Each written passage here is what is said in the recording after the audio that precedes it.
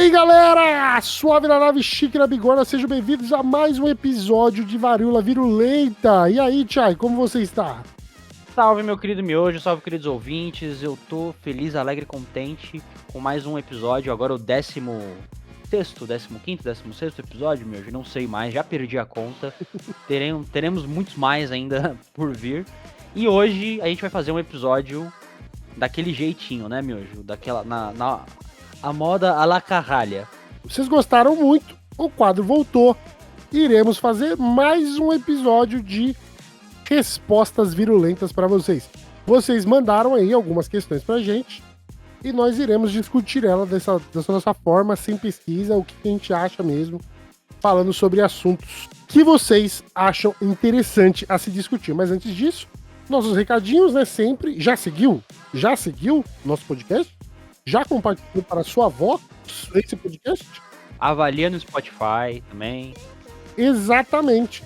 Nosso podcast tá aí rodando em vários lugares. A gente tá com números, assim, absurdos. Eu tô gostando muito do retorno que vocês estão dando aí nos nossos episódios. Tá com uma retenção muito boa, assim. Pelo tamanho do nosso podcast, podemos crescer muito mais. E isso também depende de você. O tempo que você gosta de passar ouvindo nosso podcast e compartilhando nosso podcast, isso vai ajudar o crescimento do Varíola Virulenta. Se você também não sabe, temos nossas redes sociais, tanto no Instagram quanto no nosso TikTok, onde nós estamos fazendo posts de recortes e assuntos explicando assim um pouco mais detalhadamente alguns debates que nós tivemos nos nossos episódios. E, por último, e não menos importante, se você puder, sabe, guardar aquele dinheiro do seu fumo e puder contribuir pro Varíola Virulenta, você pode entrar no nosso Apoia-se /Varíola Virulenta. E você pode contribuir com a gente com a singela quantia a partir de R$5. Até onde for a sua generosidade e o quanto você quiser apoiar. Se não puder apoiar, pelo menos compartilhe com seus amigos, famílias, pessoas interessadas e haters, porque eles dão muito mais visualização. Beleza? Vamos começar esse episódio onde nós vamos responder esses questionamentos que vocês mandaram para nós. Vamos lá?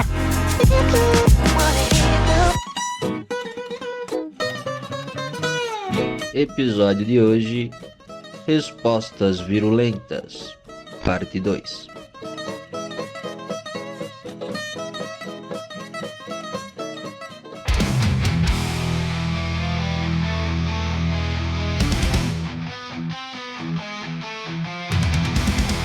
Estamos aqui em mais um episódio de Respostas Virulentas.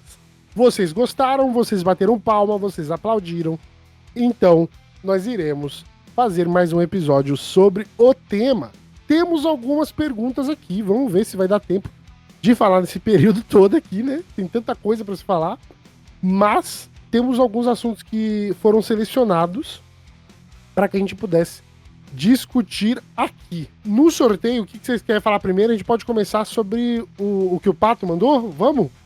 Vamos dar com a mensagem do Pato, então? Então vamos. O @pato_mt mandou pra gente assim: vocês deveriam falar um pouco da opinião de vocês sobre a lei anti-Oruan. Miojo, a lei anti-Oruan. Você conhece essa lei, Miojo? Aí, uma leizinha de uma...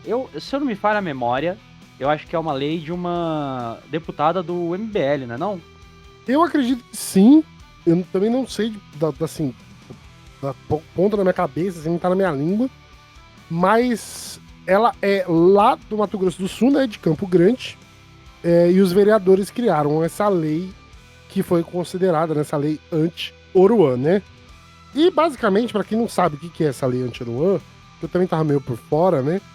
Ela tá falando de que proíbe o município de fazer contratação de qualquer vínculo artístico que fale sobre apologia às drogas, ou uso de drogas, ou crime organizado, ou de crime, alguma coisa assim.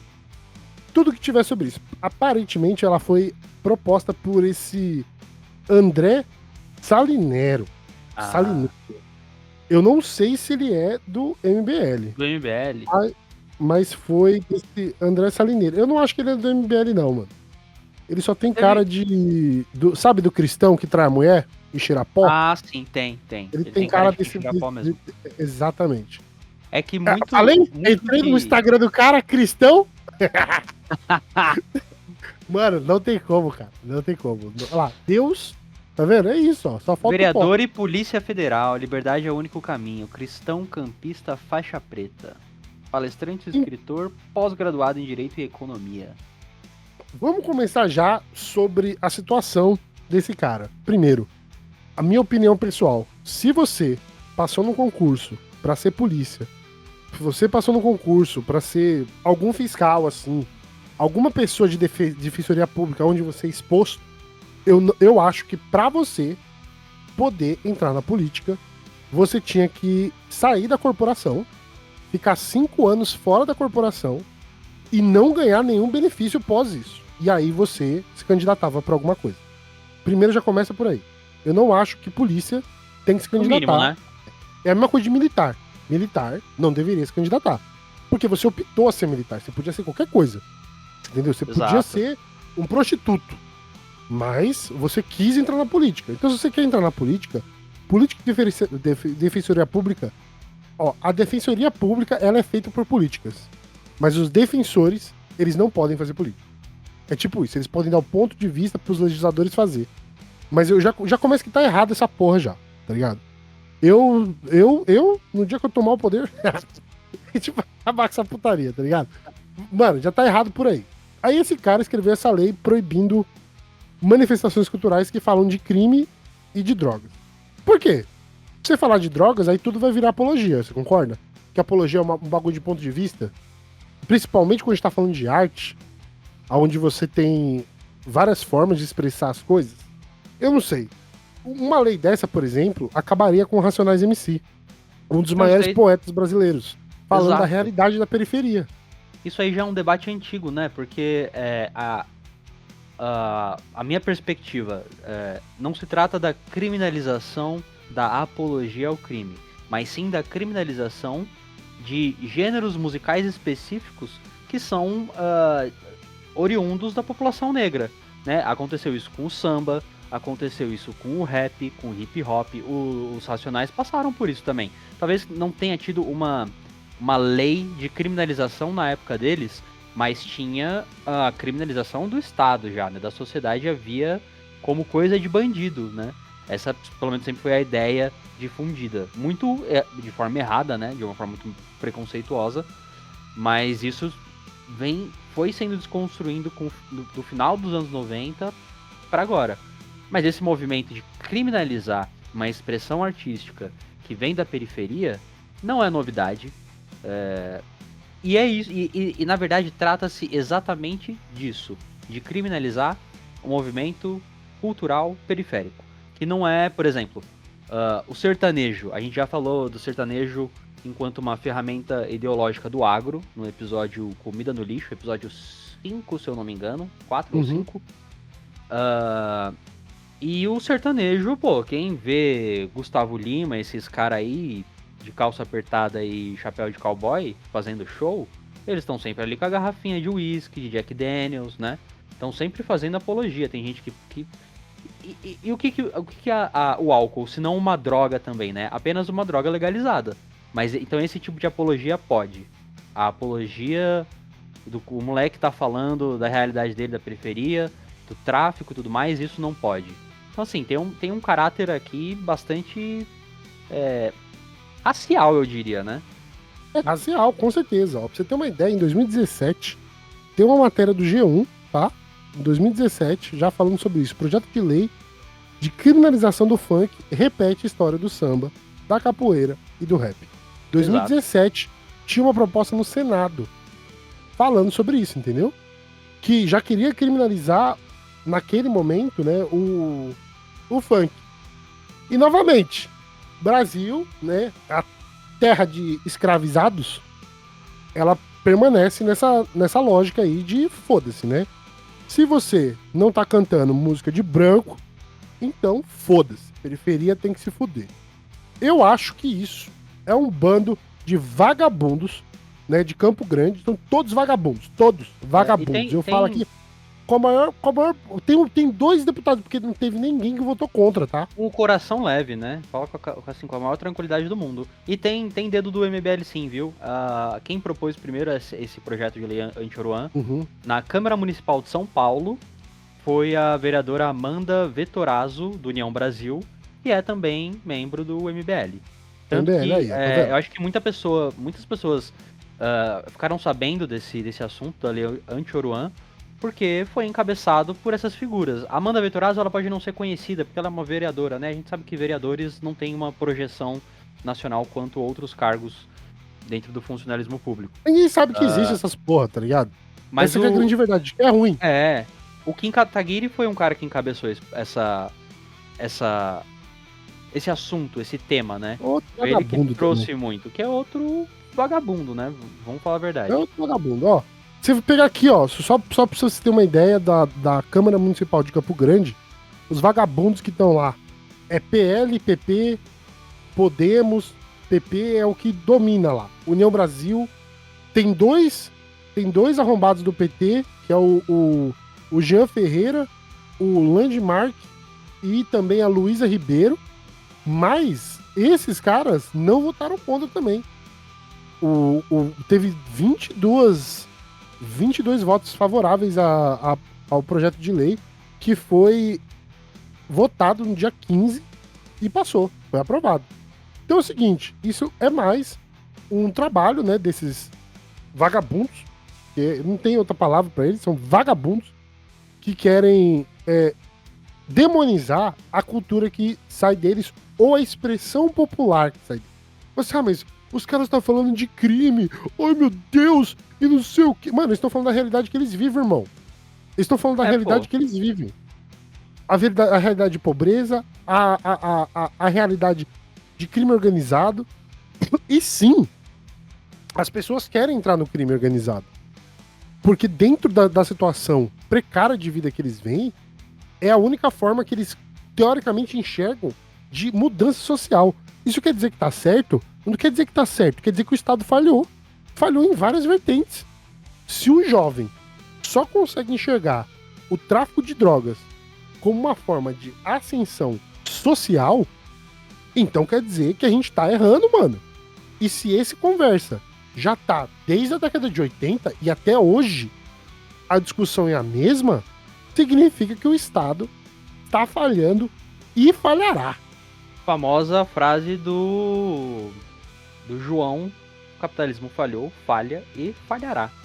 E desde antes, né? O samba também passou por isso. Capoeira e tudo mais. João Carvalho. João Carvalho, grande João Carvalho. Isso não vai mudar. Isso é um bagulho que não vai mudar.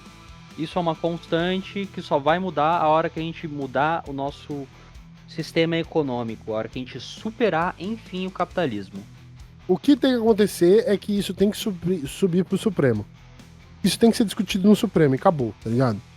Porque essa legislação, ela viola os direitos de livre expressão. Não é esses vagabundos aqui que fala de liberdade de expressão? Então a liberdade de expressão não serve... então ela não serve pro rap.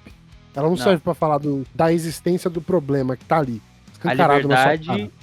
A liberdade de expressão que esta camarilha defende, assim como o Kim Kataguiri também defende, é a liberdade, por exemplo, de nazistas se organizarem e formarem um partido.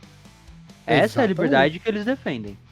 Então, assim... Olha lá, o Monark, toda essa galera aí, que depois fala que não defende nazista, mas vai em podcast de projeção nacional defender criação de partido nazista, né? Depois nega. E aí depois fala que tá sendo cerceada a liberdade. Então, assim, não tem que ter liberdade de expressão pra esses restos de cu. Tem que ter censura em cima deles. E é isso, porque o que eles fazem é isso. Eles tentam censurar movimentos culturais periféricos, enquanto que eles passam pano e fortalecem movimentos supremacistas. Eu não acho que tem que ter censura em cima deles.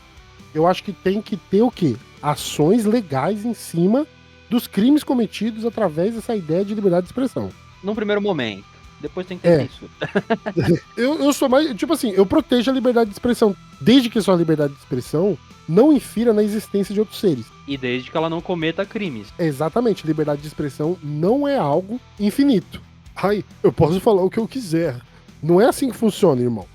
Você tem a liberdade de se. Você pode falar o que você quiser, mas legalmente você também vai responder pelo que você falar. Essa que é a parada. Liberdade de expressão restrita é uma falácia, não existe.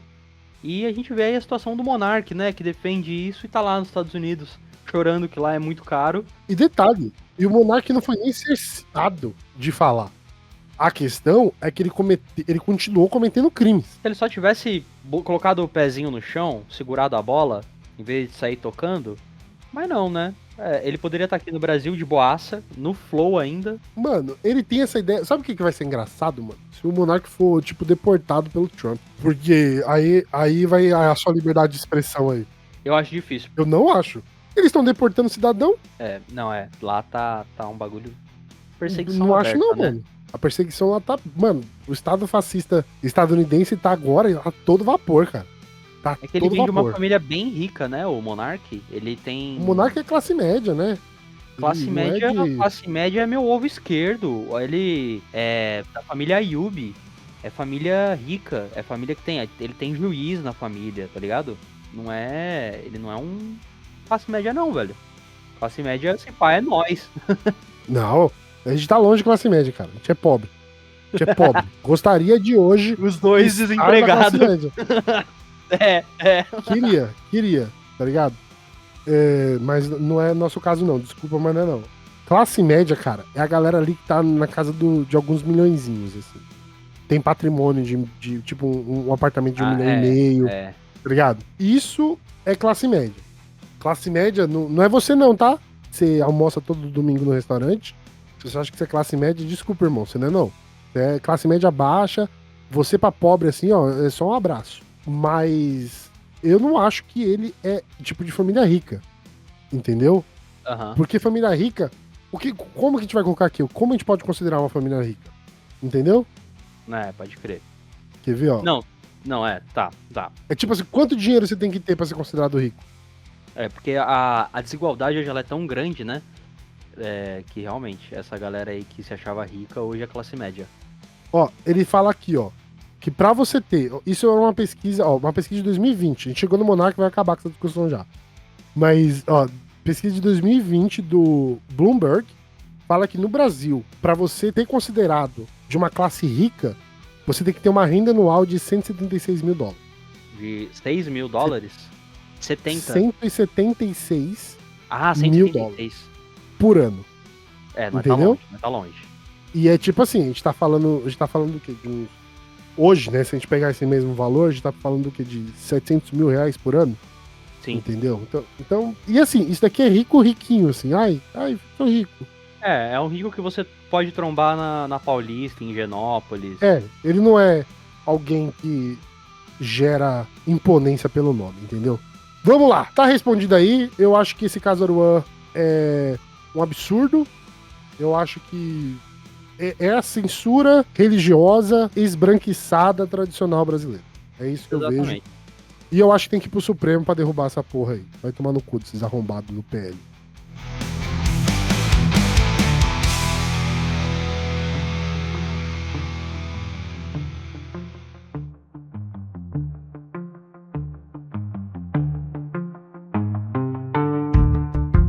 Vamos pro próximo comentário que a gente recebeu da Dede Veríssimo, que foi sucinta e falou apenas racismo.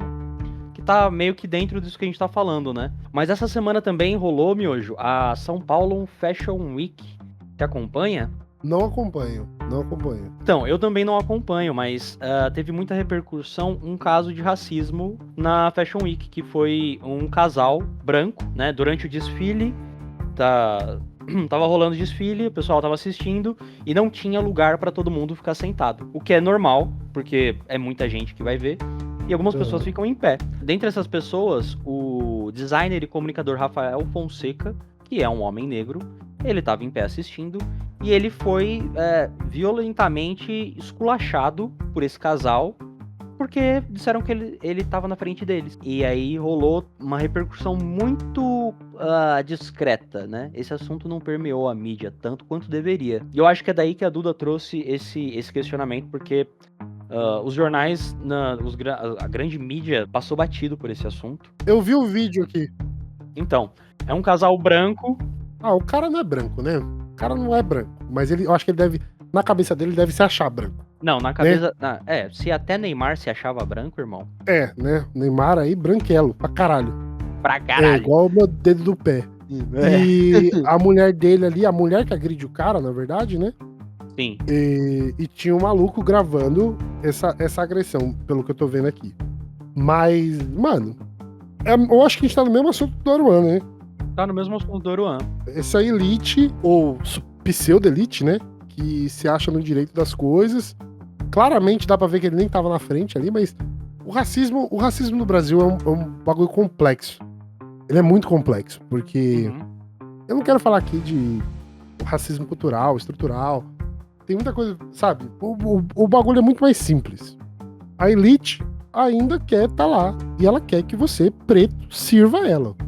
Acabou. Isso tá refletido em várias perspectivas da nossa política, da nossa sociedade.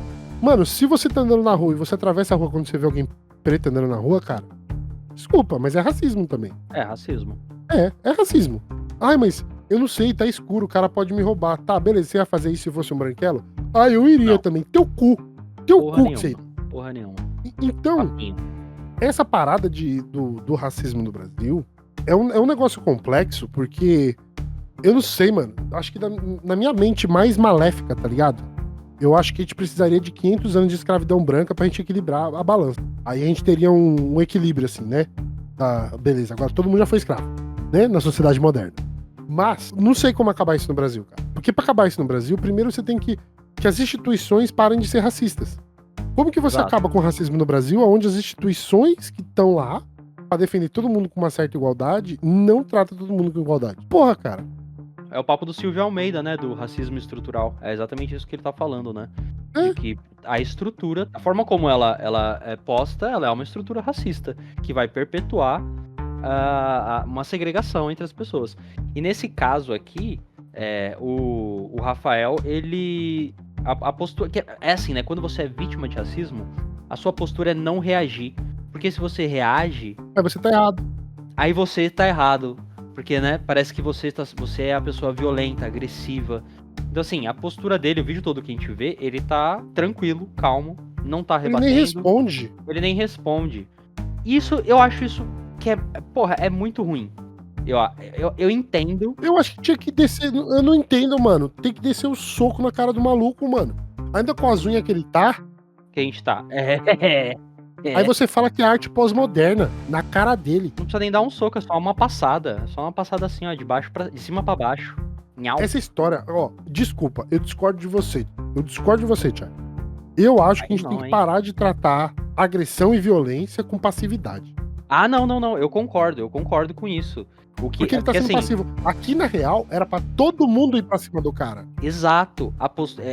Eu concordo com você, total. Porque a postura passiva, ela é uma forma de evitar que ele seja criticado de alguma forma, entendeu? A pessoa, quando ela sofre o racismo, ela evita ter essa postura porque ela sabe que ela já tá na desvantagem. Se ela reagir, pode ser que ela esteja ainda mais na desvantagem. Só que eu penso que nesses casos, porrada na cara, velho. Tá ligado? Não tem que ter conversa, não tem que ter subserviência. Assim, a população negra não tá numa posição de subserviência. Não pode estar, tá ligado? Aí você tem um cara que tá filmando, mas ele não tá fazendo nada. Aí tem um maluco do lado, que tá virado pro outro lado também, abraçado do namorado dele ali, e tipo, ninguém faz nada. É como se, tipo assim, não existisse aquele problema. É como se esse problema não tivesse acontecendo, mano. Exato. Eu daria um soco na cara dos dois, mano. Mas aí você tem um monte de gente que tá olhando, tá filmando o bagulho. A mulher absolutamente, tipo, alterada. O maluco ali, alterado. Ele não fez nada. Ele ficou olhando pro nada. Tipo assim, entendo. Ele é a vítima ali, tá ligado? Sim. Mas, e aí? Qual é que é? Porque a sociedade, ela absorve isso.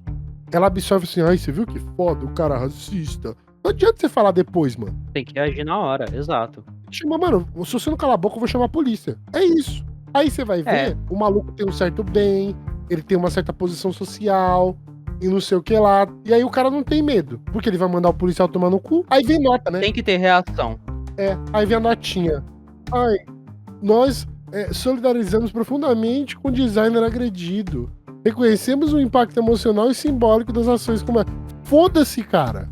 Vocês baniram esse casal de entrar em qualquer evento de moda? Que repercussão teve pra eles, assim, na vida deles no dia a dia? Nenhuma? Exato, né? É a segurança do branco de poder agredir uma pessoa porque acha que tá na razão. E essa mesma segurança a pessoa negra não tem, né? Porque se ela agride, ela vai ser vista de uma forma muito mais pejorativa pela sociedade, né? Ah, olha aí, o cara deu um soco na mulher que tava ali gritando com ele. Mano, se fosse ele falando com esse casal, Aí, exato. duvido que chegaria nesse nível. Não ia nem ter, a gente não ia nem ficar sabendo. A gente não fica sabendo, porque o que existe de casos de racismo, desse tipo de figura, que se acha no direito de esculachar uma pessoa pela cor da pele, e a gente não fica sabendo, é diário, né? É uma porrada. E é todo dia, toda hora.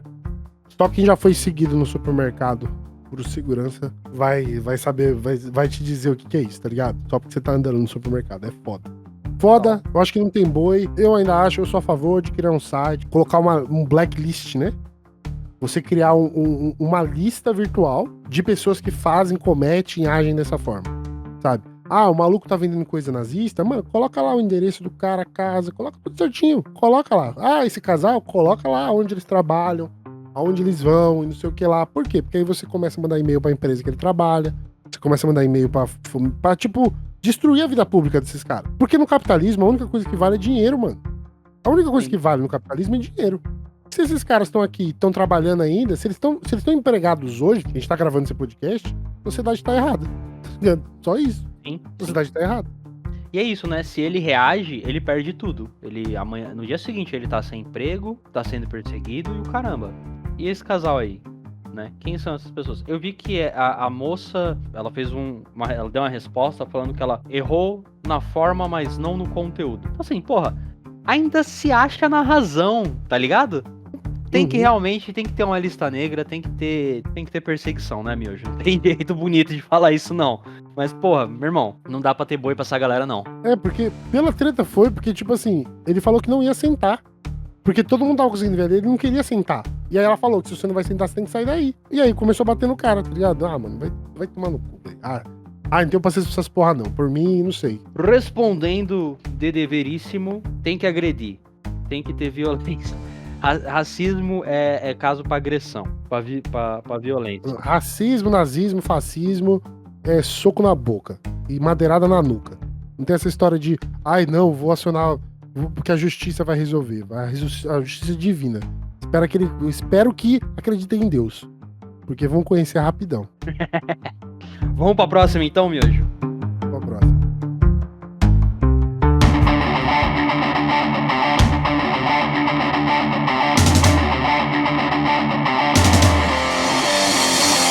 Bom, eu vou pegar outra aqui agora, que foi enviada pelo Gabriel Chapadão. O Gabriel falou assim: pronome neutro e suas utilidades.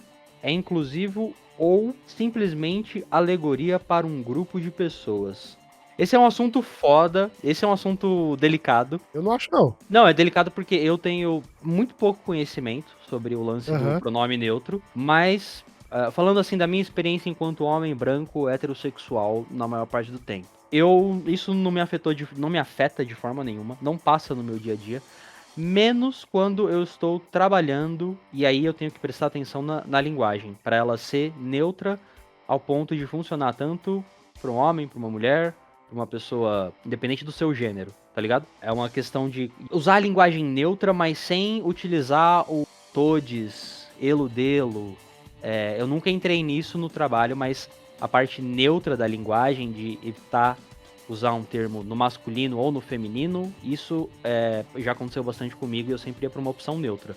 Esse é o meu conhecimento deste assunto, né? Eu sei que tem toda essa questão das pessoas hoje terem os seus pronomes, ele, dele, ela, dela, ele, que é a forma como a pessoa quer ser tratada dentro da sociedade. Pela minha pessoa, como eu disse, isso não me afeta, mas eu penso que assim, cada um tem o direito de querer ser tratado da forma como quiser, cara. E isso não me afeta, tá ligado? Sim, você quer que o seu pronome seja ele, dele? Beleza. É capaz que eu erre em algum momento, por uma questão de não de maldade, mas de vício de linguagem, né? Porque isso é uma mudança na linguagem, da forma como a gente se comunica. E aí tem umas outras questões, né? Um pouco mais complexas, que é talvez você usar esse tipo de linguagem, você deixa ela inacessível para algumas pessoas, principalmente para quem é PCD e depende de programa, por exemplo, usar rede social, pessoa que tem alguma deficiência visual e precisa de um programa que faz leitura de rede social. Quando você muda alguma coisa, o programa não lê, né? Porque antigamente as pessoas tiravam a última letra e colocavam um X, né? Não sei se você lembra disso, Miojo. Ou um arroba, né? Ou um arroba. E isso dava um problema nesses programas de leitura. E eu acho que essa questão do eludelo vem talvez até como uma solução pra isso. Mas assim, eu, sinceramente, sendo bem honesto, eu não tenho uma opinião formada. Eu não sei. O que você pensa a respeito disso, Miojo? Ah, não me põe nessa panela, cara. Puta que Vamos aí, pariu, Miojo. cara. Vamos aí, que foi difícil pra mim, vai ser pra você também. Qual a próxima pergunta? Não, mano, puta que pariu, cara. Eu quero que se foda, na real. Porque pronomes neutros não fazem sentido na língua brasileira. Da mesma forma que presidenta não faz sentido. Que é um título e é presidente. Se você é homem ou mulher, é presidente. Ponto. Sabe? É uma relação de saber ou não saber português. Se você não sabe português, beleza, eu entendo você quiser usar pronome neutro. Não, eu acho que é uma perca de tempo pra luta social. Eu acho que tem um debate muito mais importante sobre a violência dos trans. Então, são assassinados no Brasil. A gente é um Sabe? dos países Pessoas que que mais são mata. perseguidas e são mortos no Brasil, sabe? De violência contra casais homossexuais, pra ficar me preocupando porque o pronome neutro, cara. Por quê? Porque esse povo, que não tem nada pra fazer, vocês não entendem que isso é um debate capitalista. Parece uma coisa meio classe média. É um debate totalmente de classe média, mano. É um debate de classe média, cara. É porque você não tem nada pra fazer e você quer ficar debatendo sobre essa porra. Por quê? Você tinha que usar energia. Você tinha que usar energia pra resolver o nosso problema de discriminação. Mudanças linguísticas, elas não vão acontecer de cima pra baixo. Elas vão acontecer de forma natural da sociedade. A sociedade por si só, por isso que linguagem, é considerado algo vivo. Porque ele muda através do tempo. Mas ele não muda por imposições legais, tá ligado? Então foda-se. Isso é uma perda de tempo de gente que não sabe português. Não conhece português. O ele, o ela, isso daí tem que entender a epistemologia das palavras pra você poder entrar numa discussão sobre essa. Você, mas é que eu gosto de ser chamado de X, Y, Z e tal, não sei o que lá. Beleza. Você pode gostar de ser chamado, você pode pedir, mas não quer dizer que as pessoas têm que usar isso. Porque isso é não faz parte da nossa língua isso. Isso é uma discussão dos Estados Unidos, porque lá nos Estados Unidos eles têm pronomes neutros. Nos Estados Unidos tem pronomes neutros. E a gente importou uma treta idiota dos Estados Unidos. Olha só, a gente é tão quintal dos Estados Unidos que a gente trouxe uma treta pro Brasil que divide a luta de classe. E não faz sentido no nosso idioma. Não faz sentido no nosso idioma. Eu não sei porque a gente discute essa porra no Brasil. E divide a luta de classe. Se você tá preocupado com o pronome neutro, quer dizer que você não tá nem preocupado com os problemas sociais do Brasil, os problemas de violência contra a mulher, os problemas de violência contra os casais homossexuais, contra os trans no Brasil. Tá preocupado em como você quer ser chamado. Eu acho que a treta é maior, mano. A gente tem que estar preocupado em brigar com nossos inimigos, que são os donos do capital. Aí os donos do capital fazem o quê? Eles injetam essas tretas que são absolutamente ridículas pra gente perder tempo discutindo se pronome neutro tem que ser usado ou não. E a gente cai nessa ladainha. É uma pauta identitária, né? E aí você fica nesse... todo mundo sambando no gelo. Ai, mas eu tenho que falar todes, tem que falar elu. Então, teve uma vez, eu vou trazer um caso e fazer um comentário. Apenas um contraponto. Teve uma vez que eu trabalhava vendendo cerveja na Augusta. E eu atendi uma pessoa. E quando você tá ali vendendo, você fala, obrigado, valeu amiga, não sei o que, sabe? Tipo, aqui ó, tá aqui sua cerveja, obrigado amiga, não sei o que, sabe? E eu falei isso pra ela. E a expressão dela mudou na hora. E aí eu vi que ela não tava usando roupas femininas. Ela tava com uma indumentária um pouco mais masculinizada. E eu senti que ela teve uma reação à forma como eu tratei ela no feminino. E foi isso, ela foi embora. Aí eu comentei com um amigo meu que trabalhava lá e ele falou assim, você tem como saber isso? Eu falei, não tenho. Então, pronto, você foi educado. Não, aí a pessoa olha a sua educação e olha pra você e responde de uma forma ou age de uma forma como se você estivesse mandando ela tomar no cu. É, E não é porque você tá chegando e falou, tipo, alguma. Você não respondeu algo pejorativo pra ninguém. Você falou, muito obrigado, amiga. Muito obrigado, amigo. Valeu, criança. Sabe? Tipo, não é uma forma pejorativa. não, É não é. simplesmente uma forma de. Mano, é português, cara. Eu acho que a galera tem que ler. Ai, porque você não entende nosso sofrimento. Pô, talvez eu não entenda. Não entenda mesmo. Eu não entenda. E desculpe. Eu não vou perder tempo nesse momento pra entender também. Porque eu acho que a luta, ela tem. A minha energia, compreender a sociedade, ela tem que estar focado na violência de classe, na violência social que as pessoas passam. Se você tá bem da sua vida aí, tá? Se você tá legal, tomando o seu chá orgânico e comendo tomando seu suco com leite de soja, bom pra você, tá ligado? Porque aqui eu tô sofrendo pra comprar ovo e me preocupar com a luta de classe. Nesse assunto, eu acho que é foda falar, né? Porque a gente não tá nessa posição e a gente tá numa outra posição. Mas, por exemplo, tem um debate que talvez seja muito mais interessante, que é a questão do nome social, né? Porque... Mudaram o seu nome social. Exato. Por exemplo, nos Estados Unidos, o Trump revogou isso e tá rolando uma perseguição a pessoas trans, né? Não é uma crítica, não é um ataque à pessoa trans, né? É só a esse debate transposto de uma forma mecanicista dos Estados Unidos pra cá, porque ele para de fazer sentido no nosso idioma. E tem esse debate do nome social que faz muito mais sentido, que realmente, pô, a pessoa não se identifica com gênero, ela quer mudar o nome dela, perfeito. Isso aí... Tranquilo, mas isso tá certo. Isso tá Isso certo. tá certo. Isso não é um debate. Se você, tipo, você não se identifica como homem, você não se identifica como mulher, e você quer mudar seu nome social, perfeito. Isso não tem que ser debatido. Ponto. Você vai lá, vai fazer a transição, você vai mudar o nome e acabou. Agora, discutir pronomes. Mano, eu odiava português na escola, cara. Acho que eu vou discutir pronome agora? 40 anos de idade, mano? Não, mano. Não. Desculpa. Não passa pra mim.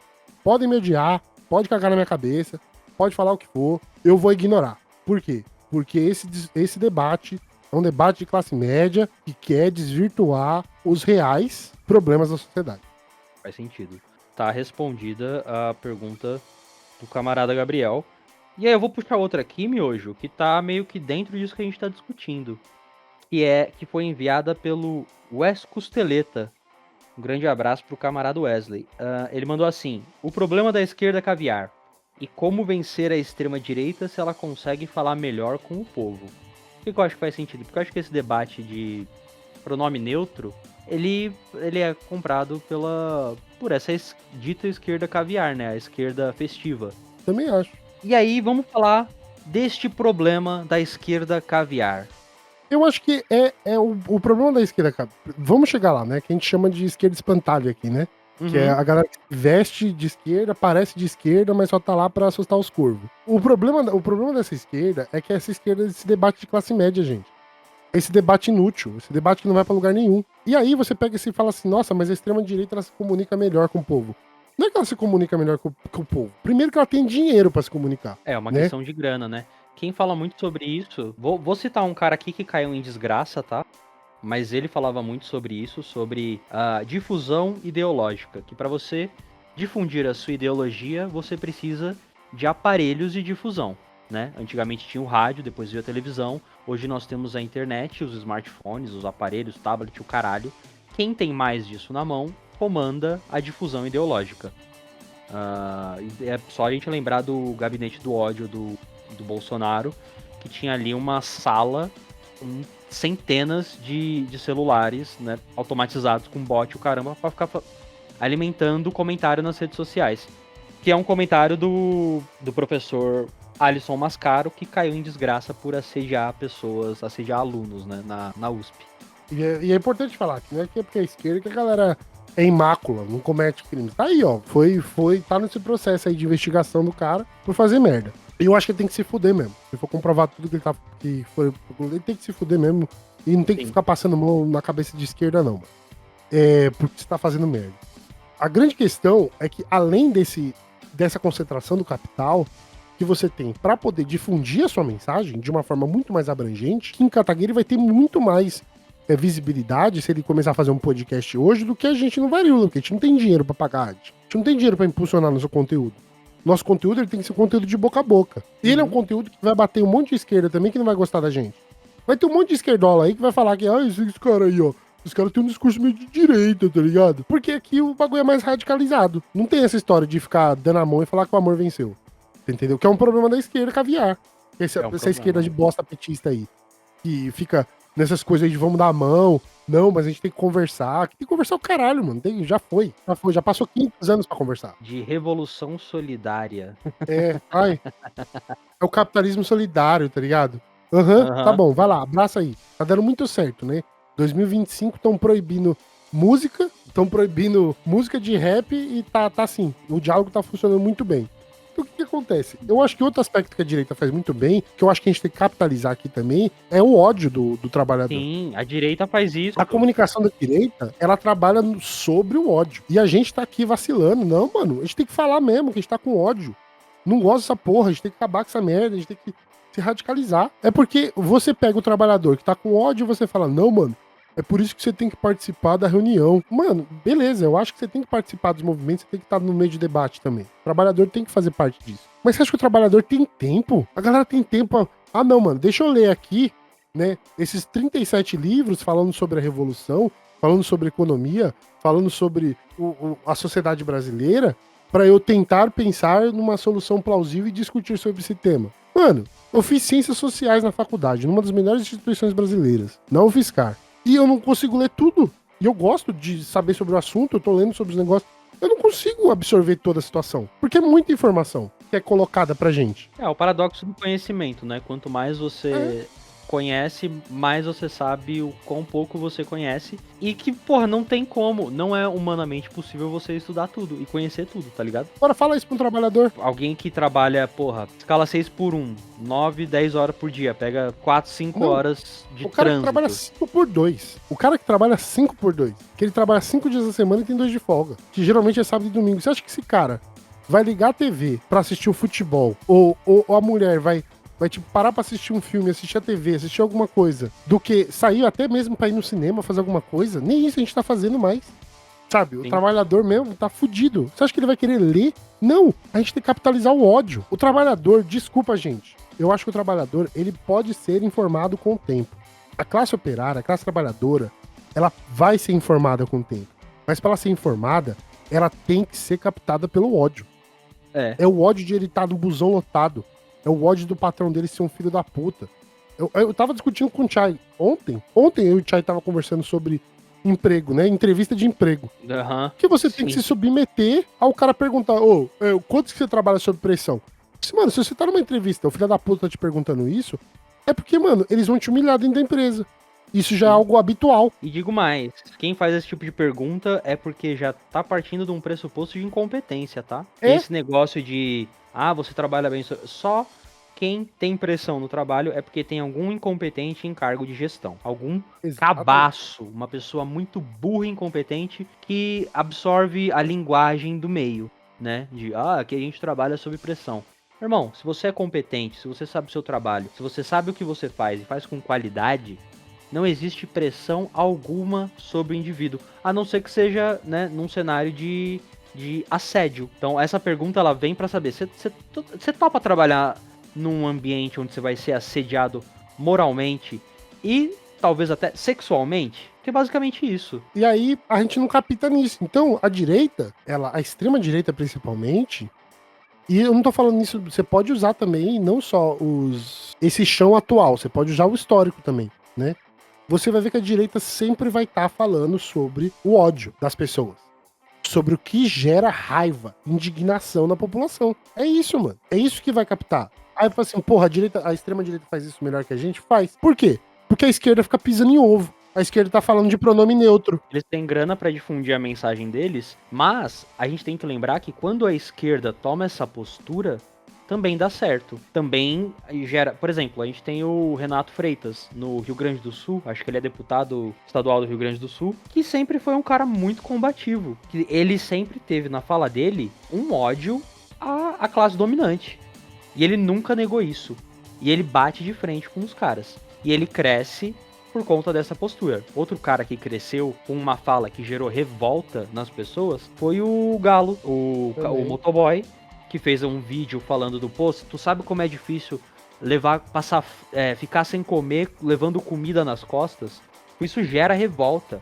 É esse discurso. Então, assim, não tem que vir com esse papinho de Boulos, de Lula, de Haddad, de não, o vai vencer e o caralho. Porque, meu irmão, não é esse cenário.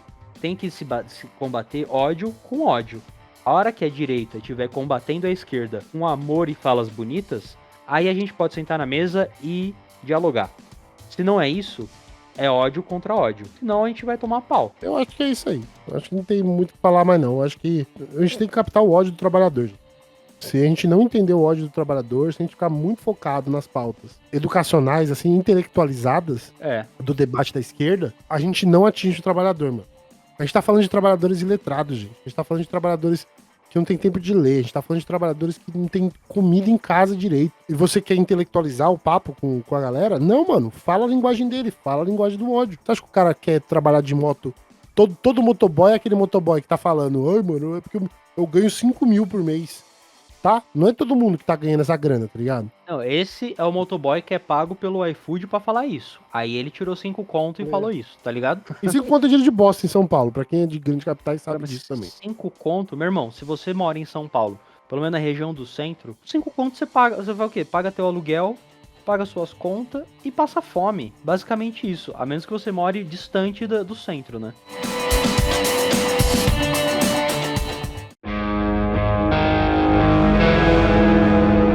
Mas vamos lá, então, vamos seguindo aqui com o nosso próximo comentário, que foi enviado também pela Dede Veríssimo, que mandou 2 comentários aí pra gente sobre racismo, e outro que é 1º de maio, miojo, o Dia do Trabalhador. Dia do Trabalhador ou Dia do Trabalho? Tem essa questão também, né? A gente vê muitas pessoas falando Dia do Trabalho, mas o 1º de maio é Dia do Trabalhador, né? É a conscientização sobre o trabalhador, não sobre o trabalho em si, né? Isso é um desvio pequeno burguês. Na verdade é um desvio completamente burguês da linguagem para tentar transformar a data numa outra coisa, porque o 1º de maio é uma data de luta.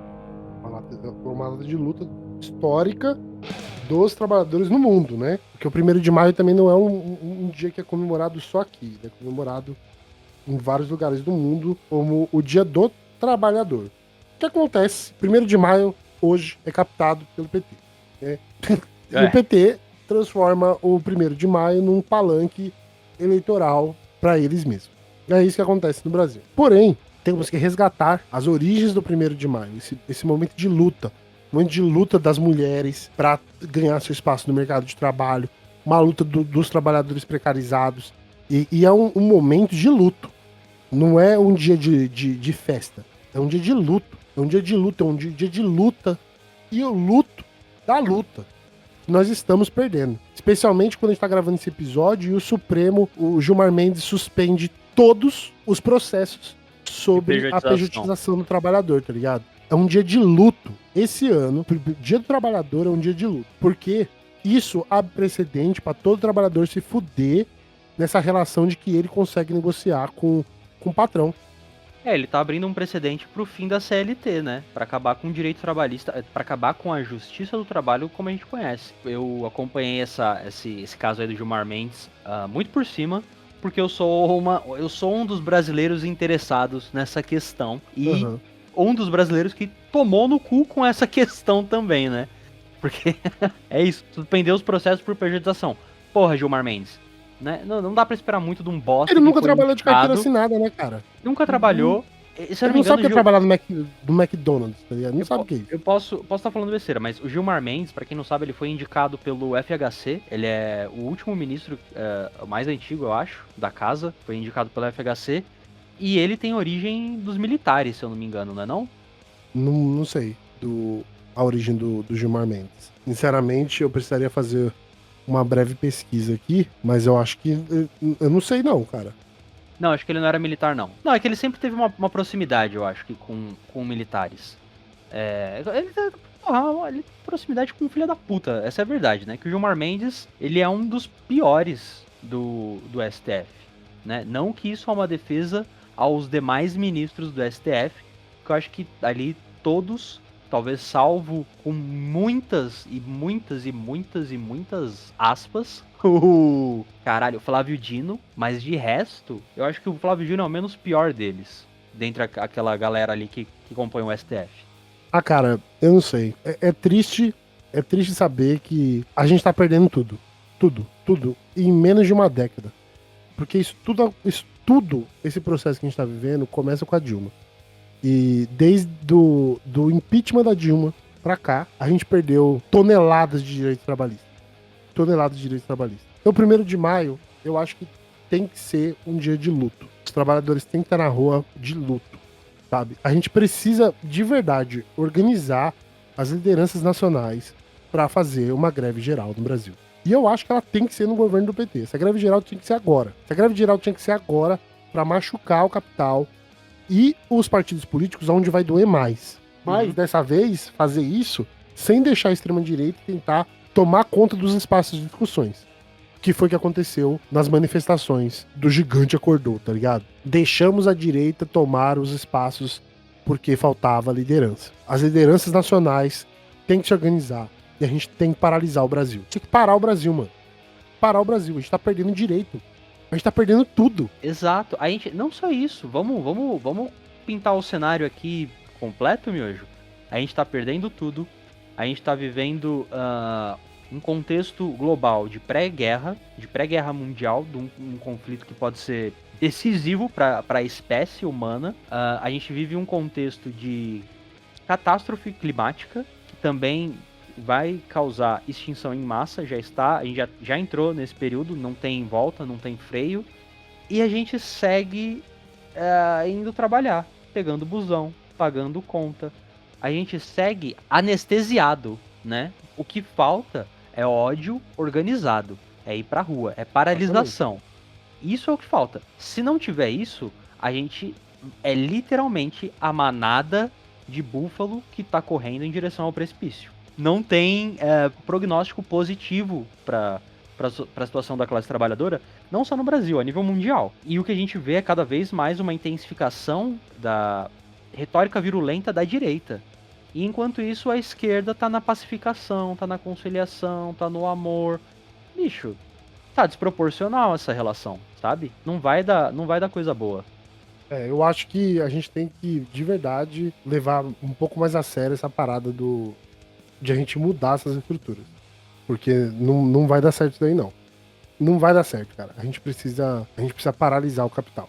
A gente precisa paralisar o capital e deixar claro que isso só vai acontecer se a gente ter a nossa pauta discutida. A gente ter melhores condições de trabalho, melhores tempos de trabalho. A gente precisa fazer essa mudança. A gente não pode mais viver no Brasil achando que os nossos representantes públicos vão fazer alguma coisa, porque eles nunca fizeram, gente. De mudança estrutural pro povo, isso nunca aconteceu. Então eu acho que, gente, 1º de maio aí, ó, Dia dos Trabalhadores, os trabalhadores têm que se revoltar. Porque enquanto, né, a gente não se revoltar, o chicote vai continuar estralando. E só uma última informação sobre esse tema, né? Já que a gente falou do Gilmar Mendes, eu levantei a questão sobre ele ser militar. Não, ele não foi militar, mas em 97 o FHC concedeu a ele... ele foi admitido à Ordem do Mérito Militar, que é uma premiação destinada a oficiais, subtenentes e praças do Exército Brasileiro que tenham algum reconhecimento nacional. Então, assim, ele ganhou uma medalha de militar. Ele não é militar, mas o FHC concedeu essa porra a ele. É porra nenhuma também. Ele tem que se fuder esse Gilmar Mendes também. Tem que se fuder o STF também.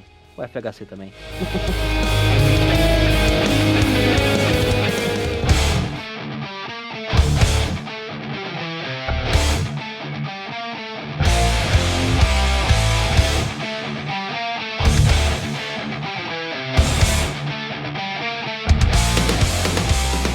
Eu tenho uma aqui do Barna, do professor Barna. Ah, boa, manda. Falar um pouco sobre a meritocracia. Ele pediu pra gente xingar a meritocracia, né? Mas a gente faz isso de graça. Cara, a meritocracia não existe. Ponto. Não existe uma sociedade que você vai levar o mérito enquanto algo relevante se as pessoas não partem das mesmas condições materiais, físicas, psicológicas, sociais. Não tem como. O mérito é você comparar Tipo, dois ricos, e aí um fazer mais fortuna e o outro não. Aí o cara que fez a fortuna ele tem mérito. Agora você querer comparar alguém que é pobre, que passou fome, com alguém que tá vindo de Higienópolis, de um apartamento de 3 milhões de reais, de escola particular, e você falar que essa pessoa, na verdade, ela foi contratada como vice-presidente de uma organização porque ela teve mérito, vai tomar no meu cu, né, cara? Não dá. A meritocracia é você trabalhar numa empresa a sua vida inteira, nunca ser promovido e de repente o chefe contratar uma amiga pra um cargo acima do seu no momento que você pode ser promovido. Essa é a verdadeira meritocracia. É isso. Na verdade, a meritocracia ela só serve pra... porque é muito uma galera de direita, o MBL, o caralho, que você tem que... Ela vem É uma galera que nunca teve que procurar emprego. Sempre nunca arranjou trabalhou. emprego Nunca trabalhou. porque foi indicado por amigo de família. E a gente sabe muito bem que essa galera não trabalha. O que eles fazem é o que pra mim é um verdadeiro de um câncer, que é o tal do network, que é você criar a sua rede de contatos. Porque essa porra aí é um câncer, irmão. É uma desgraça. E todo mundo que já trabalhou, quem de fato trabalhou, sabe o quanto é ruim uma pessoa entrar num cargo de gestão por indicação. E aí aquela pessoa é um tremendo de um incompetente, de um boçal, não entende porra nenhuma e tem papo de coach. Porque não tem a experiência de fato, não tem a porra do mérito. O que ele tem é uma formação de YouTube, de Pablo Marçal, e é isso, e contato. Então assim, meritocracia não existe, uma mentira. Mas essa ideia ela vem muito galgada em cima de um mito nacionalmente difundido, que é a ideia do brasileiro não desiste nunca, é um povo trabalhador, aguerrido e o caralho. Uma porra, porque esse discurso só serve pra fazer com que as pessoas destruam o seu físico, o seu psicológico, a sua saúde em busca de algo que nunca vai depender do esforço dela. Vai depender da boa vontade de quem tá na posição de liderança, de E sorte. E sorte. E isso também vem atrelado à ideia cristã de que você tem que trabalhar pra Deus abençoar também, tá? Toda essa merda aí de que você tem que estar se dedicando e não sei o que, porque Deus, mano, foda-se. É isso também. Essa ideia mentirosa pra poder acorrentar você no seu trabalho, te vender uma ilusão de que Deus está te abençoando pelo seu esforço. Não está. Porque nem você se esforçando pra caralho, você tá conseguindo andar pra frente. Por quê? Porque é uma relação de controle, é uma relação de sorte, de quem você conhece, de que berço que você veio. Tem várias pesquisas aí que mostram. Nos Estados Unidos eu sei que isso é muito pior. A sua condição de mudança de classe social nos Estados Unidos, ela está estabelecida pelo seu... Se você nasceu num CEP bosta, sua vida vai ser bosta, entendeu? E isso no Brasil faz muito sentido também. Aonde você nasce no Brasil, o CEP que você nasceu no Brasil, vai determinar as suas relações materiais no mundo. E só quem sabe disso é quem mora nas áreas afastadas de grandes capitais. Porque tem que mentir o endereço para poder arranjar o trampo, porque senão o dono da empresa vai falar que você mora muito longe e não vai te contratar, entendeu? Mas miojo. E o caso do Whindersson Nunes? Ele era um rapaz pobre de Recife que ficou multimilionário só com o esforço dele, graças ao mérito dele. Se você der pra mim o exemplo, eu sei que você tá sendo irônico. Pra caralho, por favor. Se você me der um exemplo, o Brasil hoje tem 220 milhões de brasileiros. Se você me der o exemplo de que pelo menos 100 milhões chegaram no mesmo lugar que ele, aí eu falo que é mérito. Se não, é sorte. Não, e não só isso, né? Eu puxei o exemplo do Whindersson Nunes porque tem muitos, né? Tem muita gente que acha que... Muitas pessoas enriqueceram com a internet, com o YouTube, com o stream e o caralho. Só que essas pessoas, elas não comprovam a meritocracia, elas são a exceção que comprova a regra, elas são exceções, entendeu? E a regra não é que se você se esforçar, você consegue. A regra é, você vai, independente do seu esforço, você às vezes tá fadado ao fracasso, porque tem uma relação de sorte aí. Com certeza, tem uma relação de sorte absurda. Não é só porque você quis que você tá lá, é uma relação de sorte. Quem você conhece pra você tá lá, entendeu? É isso também. Sim. E as pessoas esquecem. Também tem um caso que, nesse exemplo de influenciadores, nenhum ficou rico sozinho, tá? Nenhum fez a fortuna Ninguém. deles sozinho. Porque assim, Gente, não existe riqueza sem corrupção. tem exploração. E outra, essas pessoas precisaram ter centenas de milhares de trabalhadores consumindo o seu conteúdo, compartilhando, interagindo para ter alguma coisa. Então assim, não parte só delas, parte também de um esforço coletivo de simpatia por uma determinada figura. Mérito? Eu acho que não. É isso, né? É isso.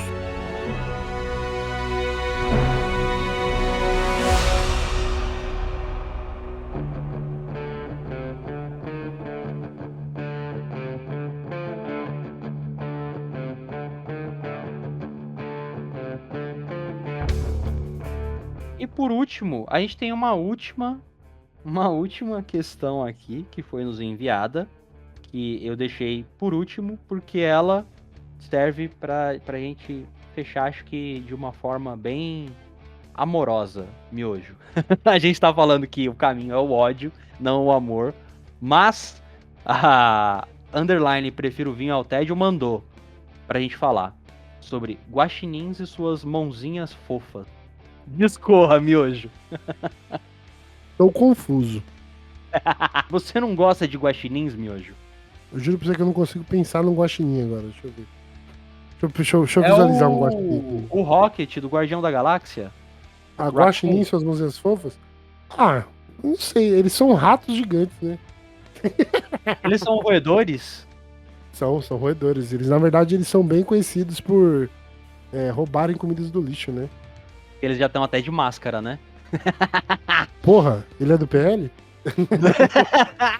Se pá, né? Se pá, eles são de direita. Existe a conspiração dos guaxinins de direita.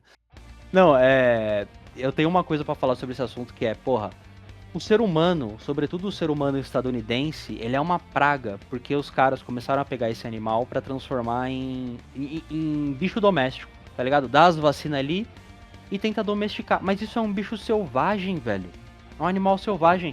Deixa o bicho transmite doença. Porra, é um roedor, galera. Ele é fofinho, é bonitinho, é engraçado ver os vídeos dele catadão indo lavar na água e perdido. É da hora, mas porra, não dá pra ter um bicho desse em casa, né? Pelo amor de Deus. Sem contar que a mordida dele deve doer para um caralho. Na verdade, não tenha um em casa. Não tenha um em casa, né? Máximo um de pelúcia ou, porra, um cachorro. Um cachorro é igual um guaxinim, só que ele é um pouco mais burro. E ele não rouba. A menos que você demole. Uma última coisa sobre guaxinim, miojo. Nos Estados Unidos teve uma anedota onde os carros da Tesla, o Cybertruck do Elon Musk, estavam sendo vandalizados por guaxinim. Você ficou sabendo disso? Não vi isso não, mas é interessante, gostei já. Eles estavam sendo vandalizados por guaxinim e levantou essa dúvida online, né? Por que eles estão atacando esses carros? Por quê? O guaxinim nunca atacou carro. Por que ele tá revoltado com o Cybertruck da Tesla? E aí a conclusão foi, porra, esse carro parece uma lata de lixo. É por isso que eles vão lá, eles estão só procurando comida e acham que aquela porra é uma lata de lixo. É uma lata de lixo, mas camarada guaxinim não tem comida lá, infelizmente. É isso, e com o nosso guaxinim, iremos encerrando esse episódio de ódio, de reflexão, mas cheio de amor pra vocês, entendeu? Todo amor à classe trabalhadora e todo ódio à classe burguesa. E os seus agentes, aos seus asseclas, aos seus lacaios. Aprenda a germinar o ódio. Isso vai ajudar na luta de classe. Gente, muito obrigado pela presença de todos. Agradecemos a todos que ficaram aqui até o final desse episódio e que não estão com vontade de mandar eu tomar no cu. E queremos que vocês apareçam nos próximos episódios. E não se esqueçam de seguir nossas redes sociais e também, se você ainda não deu a sua avaliação nesse podcast, vai lá agora. Vai lá e avalie esse podcast. O que você acha? Você acha que a gente merece 16 estrelas? 1000 estrelas? 1 milhão de estrelas?